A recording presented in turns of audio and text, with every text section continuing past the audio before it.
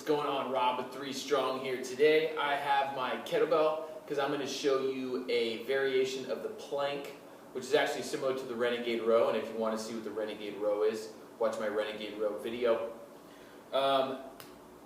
This is a variation of the plank called the kettlebell pull through. So it's kind of a core shoulder stability movement, and it has a little bit of rotation in there, so you're definitely going to feel it all the way around your sides, into the abs and obliques, and definitely all the way up through the shoulders and the triceps.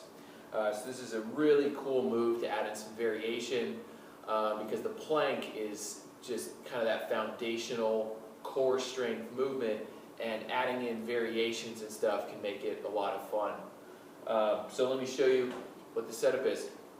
So we want to start with the basic plank. So your hands are going to be right underneath the shoulders, arms are going to be locked out. It's really the top of the push-up position.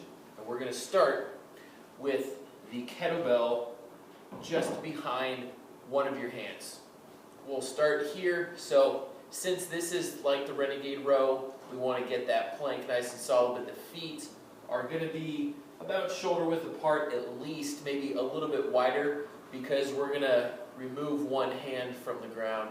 I'll show you where to go from here.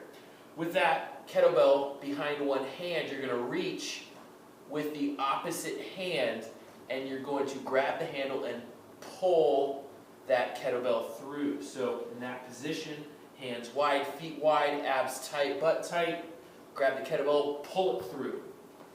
And as you pull it through, notice how I just got a little bit wider, and I pulled it and I placed it down, getting that hand down, grabbing it, reaching under, and pulling it through. This one actually, you'll notice as you move it wider and wider, you really have to stabilize.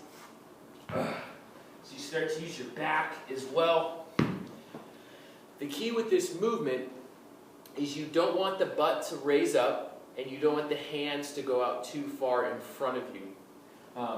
So as you can do it, you definitely don't want to reach back.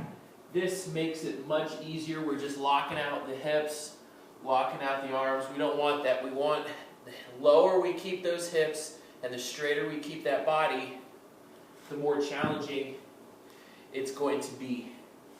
And you're going to switch back and forth.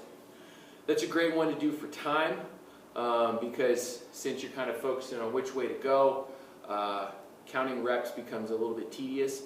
So just set a clock for 30, 40 seconds. Take your time with it. Force yourself to stabilize. Pull that kettlebell through with each rep. And like I said, you can pull that thing out and place it pretty far out there, so that when you're reaching through, you really have to stabilize through this shoulder. All right? That is the kettlebell pull through. Oh, little side note, if you don't have a kettlebell and you want to use a dumbbell, you can absolutely use a dumbbell. You're just going to have to reach a little bit lower, since the dumbbell handle will be lower, but you can also do it with the dumbbell. Okay? Kettlebell pull through. See you guys tomorrow.